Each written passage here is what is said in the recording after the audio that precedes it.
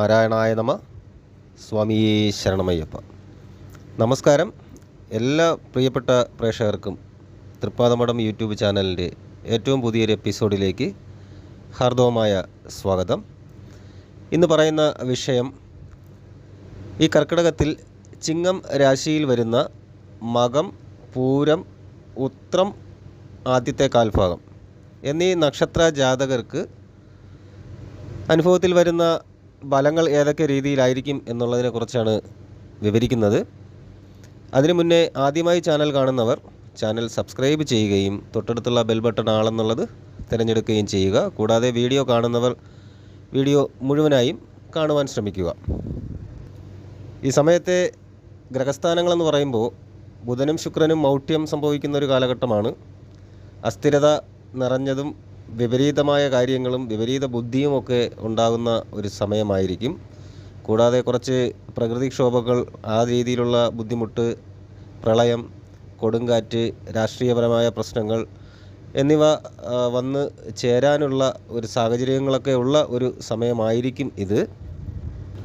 ഇവിടെ ജൂലൈ 16-ാം തീയതി ആയിരുന്നു കർക്കിടക മാസ ആരംഭം. ഉദയാൽപരം 12:13 ചെല്ലുമ്പോഴാണ് കർക്കിടകം ആരംഭിച്ചിരുന്നത്. ഈ സമയത്ത് സൂര്യൻ മിഥുനം രാശിയിൽ നിന്ന് കർക്കിടക രാശിയിലേക്ക്, അതായത് വിശാഖം നക്ഷത്രത്തിൽ സംക്രമിക്കുന്ന സമയം. ചൊവ്വയും വ്യാഴവും ഇടവം രാശിയിലും ബുധനും ശുക്രനും കർക്കിടക രാശിയിലും കേതു കന്നിരാശിയിലും ചന്ദ്രൻ ഗുളികൻ എന്നിവ തുലാം രാശിയിലും ശനി കുംഭം രാശിയിലും രാഹു മീനം രാശിയിലും സ്ഥിതി ചെയ്യുന്ന സമയം. ജ്യോതിഷപരമായി വളരെ പ്രധാനപ്പെട്ട സംക്രമണം തന്നെയാണിത്. ഈ പറയുന്നതിൽ പൊതുഫലങ്ങൾ എന്നത് ഒരു നിശ്ചിത കാലയളവിലെ ഗ്രഹങ്ങളുടെ പൊതുവായ സ്ഥിതിയെ അടിസ്ഥാനമാക്കി പ്രവചിക്കുന്നതാണ്.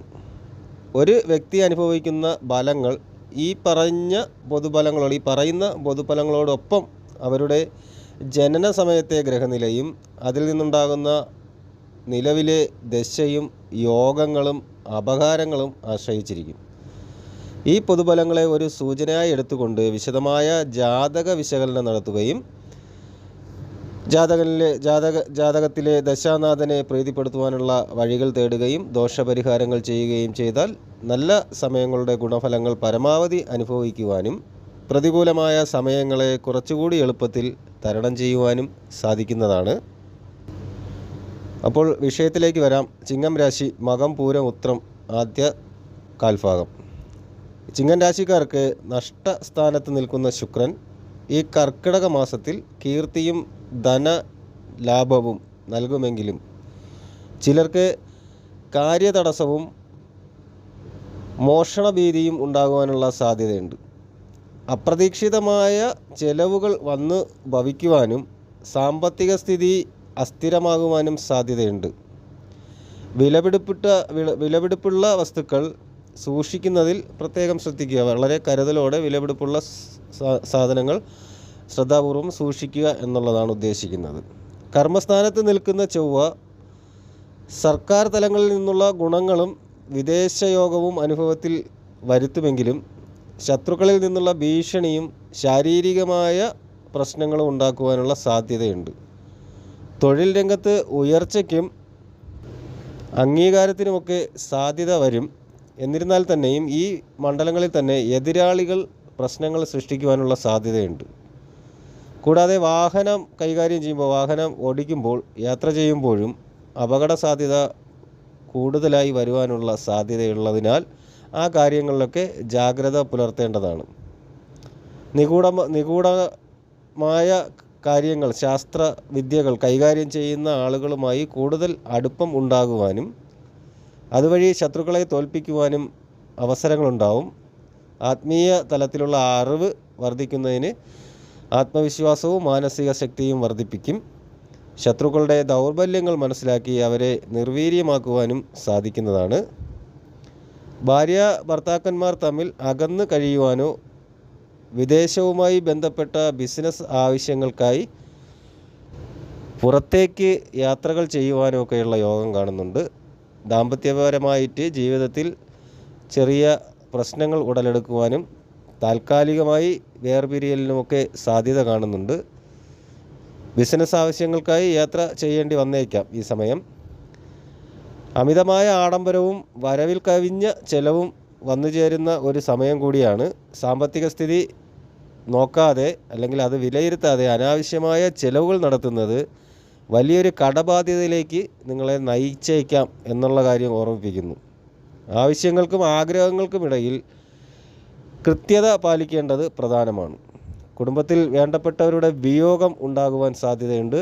ഇത് മാനസികമായി വലിയ ആഘാതം സൃഷ്ടിക്കാം. കുടുംബത്തിൽ ബന്ധുജനങ്ങൾക്ക് ക്ലേശങ്ങളും മനോദുഃഖവും അനുഭവപ്പെടാം. പരസ്പരം പിന്തുണ നൽകുകയും ആശ്വസിപ്പിക്കുകയും ചെയ്യേണ്ട സമയം ആണിത്. സർക്കാർ പരമായിട്ടുള്ള ആനുകൂല്യങ്ങളോ മറ്റ് കാര്യങ്ങളോ മറ്റ് ലോൺ പരമായിട്ടുള്ള കാര്യങ്ങളോ ലഭിക്കുന്ന മാസമായിരിക്കും. സാമ്പത്തിക സ്ഥിതി മെച്ചപ്പെടുത്തുവാനും പദ്ധതികളൊക്കെ നടപ്പിലാക്കുവാനും ഇത് സഹായകരമാകും. എന്നാൽ തന്നെ ലോൺ എടുക്കുമ്പോൾ തിരിച്ചടവിന് ശേഷി വിലയിരുത്തി മാത്രം കാര്യങ്ങൾ ചെയ്യുക. ശാരീരികമായ അസ്വസ്ഥതകൾ അനുഭവപ്പെടുകയും വിദഗ്ധമായിട്ടുള്ള ആയുർവേദ ചികിത്സ തേടേണ്ടി വരികയും ചെയ്യാം. ആരോഗ്യകാര്യങ്ങളിൽ അശ്രദ്ധ കാണിക്കാതിരിക്കുകയും ഡോക്ടറുടെ നിർദ്ദേശങ്ങൾ കൃത്യമായി പാലിക്കുകയും ചെയ്യേണ്ടതാണ് ഈ സമയത്ത്. ഇവിടെ പ്രധാനമായിട്ടും വേറൊരു കാര്യം പറയാനുള്ളത്, സഞ്ചാരശീലം വർദ്ധിക്കുകയും യാത്രയിൽ അപകടങ്ങൾ സംഭവിക്കുവാനും സാധ്യതയുണ്ട്. അനാവശ്യമായ യാത്രകൾ ഒഴിവാക്കുക. വാഹനമോടിക്കുമ്പോൾ പ്രത്യേകം ശ്രദ്ധിക്കുക. സംസാരത്തിലെ അപാകതകൾ മൂലം ചില നല്ല അവസരങ്ങൾ നഷ്ടപ്പെടുവാനുള്ള സാധ്യതയുണ്ട്. വാക്കുകൾ സൂക്ഷിച്ചുപയോഗിക്കേണ്ടത് വളരെ പ്രധാനമായ കാര്യമാണ്. അത് ചിന്തിച്ച് പ്രവർത്തിക്കേണ്ട ഒരു കാര്യമാണ്. ചില ദുർനടപ്പുകാരായ കൂട്ടുകെട്ടുകളെ ഉപേക്ഷിക്കുക എന്നുള്ളതാണ്. കാരാഗൃഹവാസത്തിൽ എത്തിച്ചേരാൻ വരെ, അതായത് ജയിൽവാസം വരെ എത്തിച്ചേരാൻ വരെ ഈ കൂട്ടുകെട്ട് ഒരു പരിധിവരെ അതിന് കാരണമാകും. തെറ്റായ സൗഹൃദങ്ങൾ ഒഴിവാക്കുകയും നിയമവിരുദ്ധമായ പ്രവർത്തനങ്ങളിൽ നിന്ന് വിട്ടുനിൽക്കുകയും വേണം ചെയ്യാൻ. സ്ത്രീകൾ കാരണം മാനഹാനി അനുഭവിക്കേണ്ടി വരുന്നൊരു സമയം. അനാവശ്യ ബന്ധങ്ങളിൽ നിന്ന് വിട്ടുനിൽക്കുക. അതുപോലെ തന്നെ സ്ത്രീകളുമായിട്ടുള്ള സാമ്പത്തിക ഇടപാടുകളിൽ ജാഗ്രത പുലർത്തുകയും വേണം. വിദ്യാർത്ഥികൾക്ക് വിദ്യാഭ്യാസത്തിൽ തടസ്സങ്ങൾ നേരിടേണ്ടി വന്നേക്കാം. ഏകാഗ്രതയോടെ പഠിക്കുവാനും പരീക്ഷകളിൽ വിജയിക്കുവാനും കഠിനമായി തന്നെ അധ്വാനിക്കേണ്ടി വരുന്ന സമയമാണ്. ചിലർ ചതിയിൽപ്പെടാൻ സാധ്യതയുള്ളതിനാൽ സാമ്പത്തിക ഇടപാടുകളിൽ ജാഗ്രത വീണ്ടും പറയുന്നു പുലർത്തുക എന്നുള്ളതാണ്. കൃഷി സംബന്ധമായ പ്രവർത്തനങ്ങളിൽ ഏർപ്പെട്ടിരിക്കുന്ന ആൾക്കാർക്ക് വളരെ വലിയ നഷ്ടങ്ങൾ സംഭവിക്കാനുള്ള സാധ്യതയുണ്ട്. കാരണം കാലാവസ്ഥാ വ്യതിയാനങ്ങൾ, വിളനാശം, വിപണിയിലെ വിലയുടെ തകർച്ച എന്നിവ നഷ്ടത്തിന് കാരണമായേക്കാം. നന്മ ചെയ്താലും ദോഷമായി ഭവിക്കുന്ന അവസ്ഥാവിശേഷം ഉണ്ടാകും എന്നുള്ളതാണ്. ഒരു കാരണവുമില്ലാതെ അനാവശ്യമായി തന്നെ കുടുംബത്തിലെ ബന്ധുജനങ്ങളുമായിട്ടൊക്കെ കലഹത്തിന് ഇടവരും. അത് മനോദുഃഖത്തിന് വഴിതെളിക്കും. പരസ്പരം മനസ്സിലാക്കാനും വിട്ടുവീഴ്ച ചെയ്യാനുമുള്ള മനസ്സ് കാണിക്കേണ്ടതാണ് ഇപ്പോൾ ചെയ്യേണ്ട പ്രധാനപ്പെട്ടൊരു കാര്യം. ഇവിടെ മകം നക്ഷത്ര ജാതകർ കർക്കിടക മാസത്തിൽ മകം നക്ഷത്രക്കാരുടെ പക്കപ്പിറന്നാൾ വരുന്ന ഓഗസ്റ്റ് 6 ചൊവ്വാഴ്ചയും അനുജന്മ നക്ഷത്രങ്ങൾ വരുന്ന ജൂലൈ 28 ഞായറാഴ്ചയും ജൂലൈ 19 വെള്ളിയാഴ്ചയും ആചാരപ്രകാരം വ്രതാനുഷ്ഠാനത്തോടുകൂടി ക്ഷേത്രദർശനം നടത്തുന്നത് ഉത്തമമായിരിക്കും. പൂരം നക്ഷത്രക്കാർ കർക്കിടക മാസത്തിൽ ഈ പറഞ്ഞതുപോലെ പക്കപ്പിറന്നാൾ വരുന്ന ഓഗസ്റ്റ് 7 ബുധനാഴ്ചയും അനുജന്മ നക്ഷത്രങ്ങൾ വരുന്ന ജൂലൈ 29 തിങ്കളാഴ്ചയും ജൂലൈ 20 ശനിയാഴ്ചയും ആചാരപ്രകാരം വ്രതാനുഷ്ഠാനത്തോടു കൂടി ക്ഷേത്ര ദർശനം നടത്തുന്നത് ഉത്തമമായിരിക്കും. ഉത്രം നക്ഷത്രക്കാർക്കാണെങ്കിൽ കർക്കിടക മാസത്തിലെ പക്കപ്പിറന്നാൾ വരുന്ന ഓഗസ്റ്റ് 8 വ്യാഴാഴ്ച, അനുജന്മ നക്ഷത്രങ്ങൾ വരുന്ന ജൂലൈ 30 ചൊവ്വാഴ്ച, ജൂലൈ 21 ഞായറാഴ്ച, ഈ വരുന്ന ദിവസങ്ങളിലൊക്കെ ആചാരപ്രകാരം വ്രതാനുഷ്ഠാനത്തോടു കൂടിയ ക്ഷേത്ര ദർശനവും പ്രാർത്ഥനയും വഴിപാടുകളും നടത്തുന്നത് വളരെ അത്യുത്തമമായിരിക്കും. കർക്കിടക മാസത്തിലെ ഗ്രഹനില അനുസരിച്ച് ചിങ്ങം രാശിക്കാർക്ക് ഞായറാഴ്ച ദിവസങ്ങളിൽ മഹാദേവ ക്ഷേത്രത്തിൽ കൂവളമാല സമർപ്പിക്കുന്നതും ജലനാര കഴിപ്പിക്കുന്നതുമൊക്കെ വളരെ ഉത്തമമായിരിക്കും, വളരെ നല്ലതായിരിക്കും. ഇവിടെ ഈ സമയം ശനി വക്രഗതിയിലിരിക്കുന്ന ഈ നവംബർ 15 വരെ ഏകദേശം ഒരു 18 ആഴ്ചകളിൽ വരുന്ന 11 ഞായറാഴ്ചകളിൽ തുടർച്ചയായി ആദിത്യ ക്ഷേത്രത്തിൽ വൈകുന്നേരത്തെ ദീപാരാധനയിൽ പങ്കെടുക്കുകയും നെയ്വിളക്ക് തെളിയിക്കുകയും ചെയ്യുന്നത് ചിങ്ങം രാശിക്കാർക്ക് വളരെ നല്ല ഫലങ്ങൾ നൽകും എന്നുള്ളതാണ്. കൂടാതെ തന്നെ ഈ പറഞ്ഞ സമയത്ത് തന്നെ ആദിത്യ ഹൃദയമന്ത്രം ജപിക്കുകയോ ആദിത്യ നമസ്കാരം ചെയ്യുകയോ ചെയ്യുന്നതും പുലർച്ചെ ചെയ്യുന്നതും വളരെ ഉത്തമമായ കാര്യം തന്നെയായിരിക്കും. ഈ രീതിയിലാണ് ചിങ്ങൻ രാശിക്കാർ ആയ മകം പൂരം ഉത്രം നക്ഷത്ര ജാതകർക്ക് കർക്കിടക മാസത്തിൽ വരുന്ന ശുഭവും അശുഭവുമായ ഫലങ്ങൾ എന്ന് പറയുന്നത്.